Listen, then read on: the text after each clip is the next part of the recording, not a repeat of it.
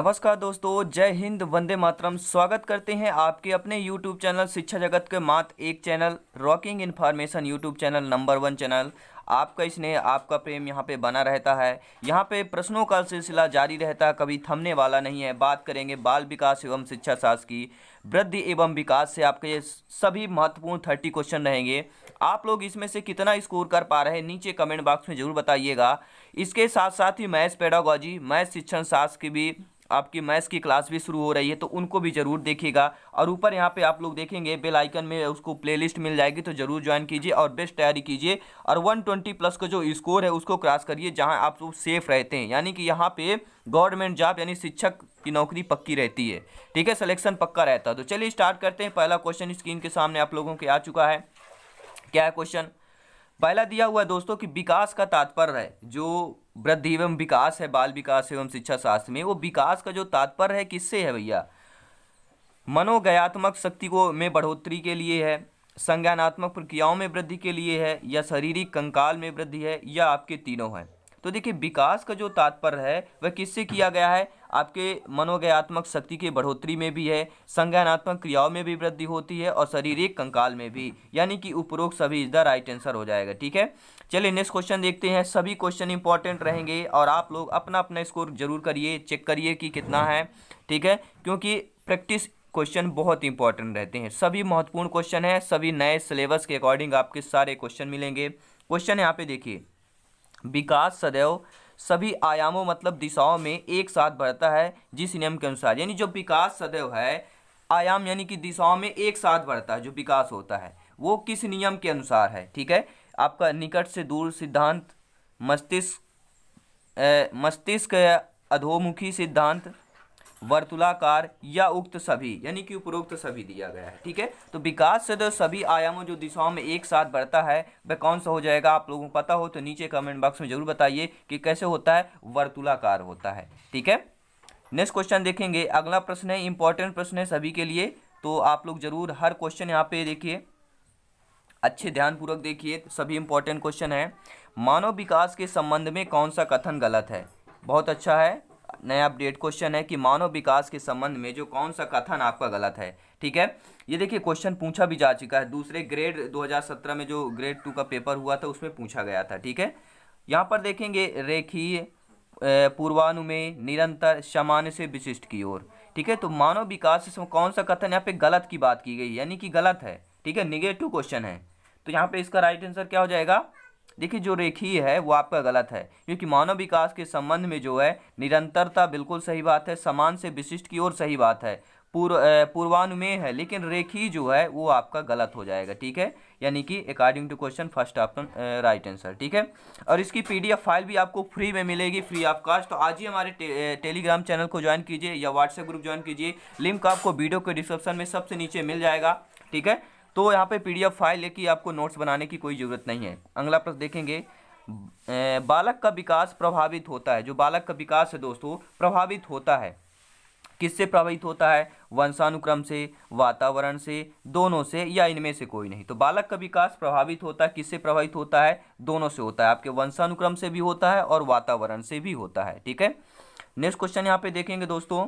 सभी शिक्षक बंधुओं से, सभी शिक्षक शिक्षिकाओं से निवेदन करता हूं, वीडियो इन तक देखिए, समझ के जाइए, सभी 30 क्वेश्चन अटेंड करके जाइए, अपना स्कोर कमेंट बॉक्स में जरूर करके बताइए। ठीक है, क्वेश्चन है, सभी प्राणी अपनी प्रजाति के गुणों के अनुरूप ही विकसित होते हैं। इस तथ्य में जिस विकास सिद्धांत को बताया गया वह है, सभी प्राणी जो है अपनी प्रजाति के गुणों के अनुरूप ही विकसित होते हैं। तो यह जो नियम बताया गया है, विकसित सिद्धांत को बताया गया है, इस तत्व को बताया गया वह कौन सा होगा? परस्पर सिद्धांत होगा, परस्पर संबंध होगा, समान प्रतिमान होगा, निरंतरता होगा, या आपके उपरोक्त सभी हो जाएंगे।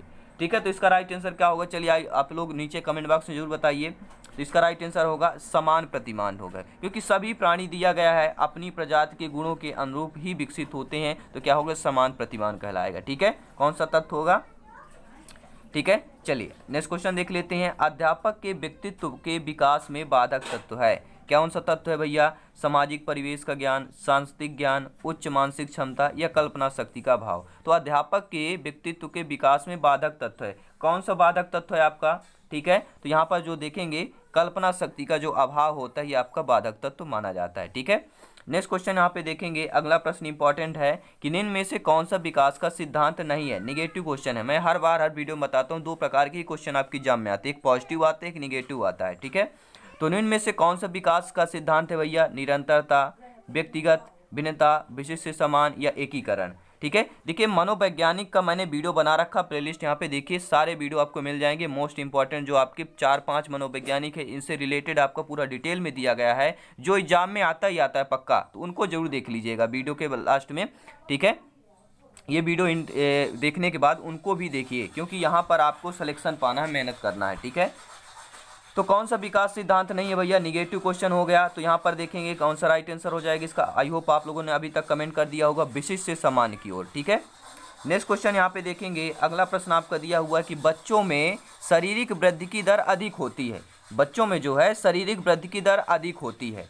ठीक है, इसका राइट आंसर क्या हो जाएगा? तो इसका राइट आंसर होगा, पहला होगा कि पूर्व बचपन में उत्तर बचपन की बजाय, यानी पूर्व बचपन में उत्तर बचपन की बजाय क्या होता है? बच्चों में शारीरिक वृद्धि की दर अधिक होती है। ठीक है, आई होप आप लोग समझ पा रहे होंगे।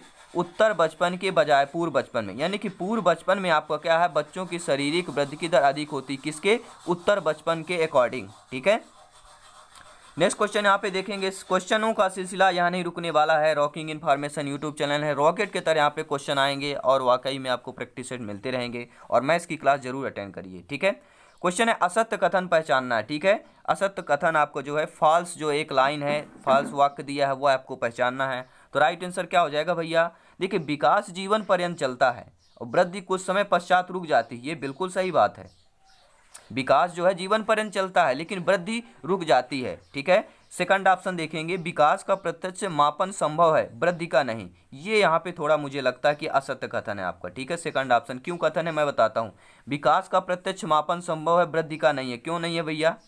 है, वृद्धि का भी है। ठीक है, तीसरा देखेंगे, विकास का स्वरूपन गुणात्मक है, वृद्धि का मात्रात्मक है। ये बात सही है, विकास का गुण के आधार पर विकास कर सकते हैं, वृद्धि जो होती है मात्रात्मक होती है। ठीक है, तो इसमें गिना जा सकता है, पढ़ा जा सकता है, देखा जा सकता है, लेकिन जो विकास का स्वरूप होता है वो केवल गुणात्मक रूप में ही होता है। ठीक है, और चौथा ऑप्शन है आपका, विकास वृद्धि पर निर्भर है। बिल्कुल सही बात है, विकास वृद्धि पर ही निर्भर करता है। ठीक है, जब बच्चे की वृद्धि होगी, एज में वृद्धि होगी, तभी तो विकास कर पाएगा। अगर बच्चा 5 साल का ही बना रहा तो विकास कैसे कर पाएगा वो? ठीक है, फिर उसकी विकास क्या है? रुक जाती है। तो आपका वृद्धि पर भी निर्भर करता है।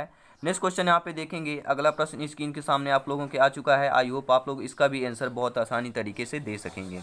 एक बालक फुटबॉल खेलने में महारत हासिल करने से पहले अच्छी तरह दौड़ना सीखता है। एक बालक जो है दोस्तों फुटबॉल खेलने में महारत हासिल करना है उसको, ठीक है, लेकिन उसको पहले क्या? अच्छी तरह से दौड़ना सीखता है। ठीक है, तो यह विकास जिस सिद्धांत से स्पष्ट होगा, भैया अच्छी तरह से क्या कर रहा है? दौड़ना सीख रहा है। किसके? खेलने के पहले सीख रहा है। तो क्या हो जाएगा? सामान्य से विशिष्ट की क्रिया कहलाएगी। भैया क्या हुआ? फुटबॉल खेलने से पहले क्या जरूरी है? दौड़ना जरूरी है, क्योंकि दौड़ेंगे नहीं तो क्या है? फुर्तीला होना चाहिए बालक को। जब बालक फुर्तीला होगा तभी वह फुटबॉल खेल सकेगा। तो पहले क्या? सामान्य से विशिष्ट की क्रिया करेगा, यानी दौड़ेगा, मजबूत होगा। ठीक है, अपनी सभी शक्तियों को मजबूत करेगा, हाथ पैर को मजबूत करेगा। ठीक है, इसलिए वहाँ पे यह आपका समान से विशिष्ट की क्रिया कहलाएगी। ठीक है, आई होप आप लोगों को समझ आ रहे होंगे। कोई भी प्रॉब्लम हो नीचे कमेंट बॉक्स में जरूर बता दीजिए, ताकि हम आप लोगों से अच्छे तरह से कनेक्ट हो सकें। ठीक है, आपका परिवार है, आपका चैनल है, लाइक और शेयर करते रहें। क्वेश्चन है बालक विकास में, जो बालक है बाल विकास में क्या दिया? बाल विकास में। ठीक है, ये देखिए आपको यूपी टेट 2014 में क्वेश्चन पूछा भी गया था। इंपॉर्टेंट क्वेश्चन है, अपडेट क्वेश्चन है। ये बाल विकास में प्रक्रिया पर बल देते हैं, वातावरण और अनुभव की भूमिका पर बल देते हैं, गर्भावस्था से किशोरावस्था तक का अध्ययन होता है। ये आपके तीनों सही हैं। तो बाल विकास में क्या होता है? देखिए मैं बता देता हूँ, मैं चिल्ला के पिछले वीडियो में बताया था आपको कि इसका राइट आंसर क्या है। गर्भावस्था से किशोरावस्था का जो अध्ययन होता है वो बाल विकास कहलाता है। गर्भावस्था आप लोग समझ पा रहे होंगे, किशोरावस्था आप समझ पा रहे होंगे, इसके बीच जो आपका क्या अध्ययन होता है वो बाल विकास में आता है। ठीक है, नेक्स्ट क्वेश्चन देखेंगे। अगला प्रश्न इंपॉर्टेंट है कि बच्चों का विकास प्रकार विकास विद्यालय और शिक्षक द्वारा प्रभावित होता है। यानी बच्चे का जो किस प्रकार का विकास दिया गया है। ठीक है, जो बच्चे का किस प्रकार का विकास विद्यालय और शिक्षक द्वारा प्रभावित होता है।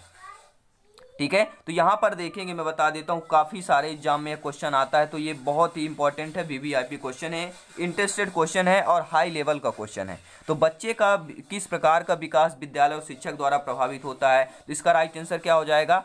देखिए, मानसिक भी होता है, संवेगात्मक भी होता है, सामाजिक भी होता है, यानी कि उपरोक्त सभी हो जाएगा। ठीक है, चलिए आइए नेक्स्ट क्वेश्चन देख लेते हैं। अगला प्रश्न आ चुका है स्क्रीन के सामने कि बाल्यावस्था होती है दोस्तों, जो बाल्यावस्था की एज मानी गई है, ठीक है, वर्ष मानी गई है, डिफिनेशन यहाँ पे क्या माना गया है? 5 वर्ष तक माना गया है, 12 वर्ष तक, 21 वर्ष तक, या तीनों? देखिए, तीनों तो संभव नहीं है आपके, ना 21 वर्ष संभव है। ठीक है, अब बचा आपका 2 ऑप्शन, 5 वर्ष और 12 वर्ष। तो सभी लोग जानते हैं बाल्यावस्था कितना होगा, 12 वर्ष तक के बच्चों को माना जाता है। ठीक है, क्योंकि अभी तक हमने पढ़ा है, ठीक है, पिछले क्वेश्चन में यहाँ पे देखा है आपको। ठीक है, आई होप आप लोग सभी क्वेश्चन यहाँ पे बहुत अच्छे तरीके से रीड कर रहे होंगे। क्वेश्चन है, शैशवावस्था, बाल्यावस्था, किशोरावस्था और प्रौढ़ावस्था नामक वर्गीकरण किसने दिया था? शैशवावस्था, बाल्यावस्था, किशोरावस्था, प्रौढ़ावस्था नामक वर्गीकरण किसने दिया था? एग्जाम में आ गया तो आपको क्या क्लिक करना है?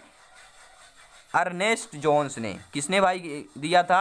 अर्नेस्ट जोन्स ने। सेकंड ऑप्शन सही हो जाएगा। नेक्स्ट क्वेश्चन है, बहुत ही इंपॉर्टेंट क्वेश्चन है, किशोरावस्था होती है भैया, जो किशोरावस्था है वह कैसी होती है? 6 से 12 तक होती है, 10 से 16 होती है, 11 से 22 होती है, या 12 से 18 होती है? तो देखिए, ये बहुत ही अच्छा क्वेश्चन है, कई बार पूछा गया है, सभी लोगों को मालूम होगा अगर मेरी पिछली वीडियो देख रहे हैं तो 12 से 18 वर्ष होगी किशोरावस्था की। ठीक है, नेक्स्ट क्वेश्चन है, बहुत ही इंपॉर्टेंट क्वेश्चन है, टीन एज है, जो आपका टीन एज है वह क्या है? 12 से 18 है, 13 से 19 है, 8 से 16 है, 6 से 12 है। तो टीन एज कौन सा इसका राइट आंसर हो जाएगा? 13 से 19 वर्ष जो होता है टीन एज कहलाता है। ठीक है, नया क्वेश्चन, अपडेट क्वेश्चन है, एक बार इसको रीड कर लीजिएगा। अगला प्रश्न है, 20वीं शताब्दी को बालक की शताब्दी कहा जाता है। 20वीं शताब्दी क्या है? बालक की शताब्दी कहा जाता है। यह परिभाषा किसने दी थी आपकी? ठीक है, ये परिभाषा की, देखिए REET रीट में सेकंड लेवल में आपका 2015 में क्वेश्चन आया था, तो इंपॉर्टेंट क्वेश्चन है, देखिए। ठीक है, तो यहाँ पर देखेंगे, जो 20वीं शताब्दी को बालक की शताब्दी कहा जाता है, परिभाषा किसने दी थी? तो परिभाषा क्रो एवं क्रोध ने दी थी। ठीक है, ये अगर आ गया 20वीं शताब्दी, बालक की शताब्दी, शताब्दी 2 दिया है तो क्रो 2 बार दिया है, ये ध्यान देना। ठीक है, अगर शताब्दी 2 बार है, आपका क्रो 2 बार है। ठीक है, ये लॉजिकल आपको ध्यान देंगे तो ये क्वेश्चन आपसे बन जाएगा। ठीक है, अगला प्रश्न यहाँ पे दिया गया है कि इस अवस्था को मिथ्या परिपक्वता का समय भी कहा जाता है। चलिए, इसका आंसर आप लोग बताइए कमेंट बॉक्स में कि इस अवस्था को मिथ्या मतलब क्या होता है? मिथ्या दोष लगाना, यानी कि बेवजह। ठीक है, तो परिपक्व का समय भी कहा जाता है। तो यहाँ पर देखेंगे राइट आंसर क्या हो जाएगा? बाल्यावस्था को मिथ्या परिपक्वता को, यानी कि एक दोष रोपण कर रहा है कि जो बाल्यावस्था में भी क्या होता है, किसका है? मिथ्या परिपक्वता, यानी परिपक्व हो जाता है, बल्कि परिपक्व होता नहीं है। ठीक है, बच्चा कब परिपक्व हो जाता है? किशोरावस्था के बाद ही बच्चा परिपक्व हो जाता है। ठीक है, नेक्स्ट क्वेश्चन यहाँ पे देखेंगे, अगला प्रश्न है कि किशोर प्रौढ़ों को अपने मार्ग की बाधा समझते हैं। किशोर जो होते हैं, प्रौढ़ों यानी कि बूढ़ों को, ठीक है, आप लोग समझ पा रहे होंगे, किशोर जो प्रौढ़ों मतलब कि बूढ़ों को, ठीक है, जिनकी अवस्था 60 के ऊपर है, को अपने मार्ग की बाधा मानते हैं या समझते हैं, तो उन्हें अपने लक्ष्य जो है स्वतंत्रता को प्राप्त करने से रोकते हैं। जो बच्चों के जो किशोरावस्था में है, उनकी जो स्वतंत्रता है, लक्ष्य प्राप्त करना है, वो रोकते हैं। कौन? प्रौढ़ या बूढ़ रोकते हैं। ठीक है, तो ये परिभाषा किसने दी थी भैया? इंटरेस्टेड है? आज का क्वेश्चन है, अपडेट क्वेश्चन है, तो काल्पनिक ने कहा था। भैया काल मतलब क्या होता है? समय होता है। काल मतलब क्या होता है? समय होता है। यहाँ पे समय का भी परिवर्तन यहाँ पे किया गया है, तो काल्पनिक ने कहा था। ठीक है, ये आपको देखिए बीच बीच में कुछ ट्रिक बता रहा हूँ ताकि आप लोगों को याद हो सके, थोड़ा माइंड में रिमाइंड करते रहिएगा। ठीक है, शैशवावस्था सीखने का आदर्श काल है, उक्त कथन है। भैया शैशवावस्था जो है सीखने का आदर्श काल कहा है। ठीक है, तो ये कथन किसका है? कोल ने कहा है, वेलेंटाइन ने, क्रो या स्ट्रेंग ने कहा है? तो इसका राइट आंसर भैया वेलेंटाइन ने कहा है। शैशवावस्था सीखने का आदर्श काल, आदर्श काल मतलब वेलेंटाइन, ये ध्यान देना। शैशवावस्था में भैया क्या होता है? वेलेंटाइन ज़्यादा लोग मनाते हैं। जो शैशवावस्था में बालक बालिकाएं होती हैं, उनको वेलेंटाइन का बहुत ज़्यादा क्या रहता है? क्या रहता है? इच्छा रहती है। ठीक है, तो आई होप आप लोग समझ पा रहे होंगे। देखिए लॉजिकल में बता रहा हूँ पॉइंट, ठीक है, पॉइंट लॉजिकल बता रहा हूँ ताकि आप लोगों को याद हो सके, समझ में आ सके। ठीक है, अन्यथा मत लीजिएगा। नेक्स्ट क्वेश्चन है, किशोरावस्था शैशवावस्था की पुनरावृत्ति है। आप लोग समझ पा रहे होंगे, जो किशोरावस्था है, शैशवावस्था क्या पुनरावृत्ति है, यानी कि दोबारा है। पुनरावृत्ति मतलब दोबारा पुनः करना। जैसे मैं क्वेश्चन कर रहा हूँ, एक क्वेश्चन यही क्वेश्चन और आ जाए तो क्या हो जाएगा, पुनरावृत्ति क्वेश्चन कहलाएगा, पुनरावृत्ति प्रश्न कहलाएगा। उसी प्रकार यहाँ पे भी पूछा गया जो किशोरावस्था है, शैशवावस्था की पुनरावृत्ति है, ये किसने कहा था।